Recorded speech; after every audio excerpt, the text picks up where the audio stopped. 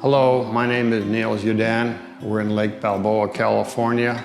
We had excess room on the side of our house. We used to have a motorhome.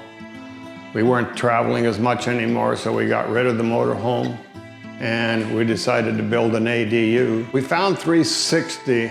I think it was on the internet, and then I gave them a call. My meeting with them was very interesting because I went to their office and met the principals of the company itself. And that was probably the best thing to do. They had people on staff. They got the ability to get a hold of an architect or engineer or whatever needed. And they had some construction people at the office at the time.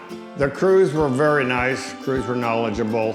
I think the best thing about 360 is I have some design ideas in my mind, and they're willing to work with you to get what you want, rather than them just giving you something. This is it. No, you get to do what you want. It feels great to have it. Everyone thinks it's been a heck of a project, and it came out just wonderful. It's exactly what I wanted and what I wanted to build.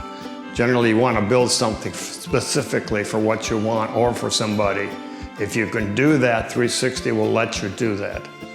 Well, I'd like to thank the crews, 360, especially people in the office, the gals and the principals.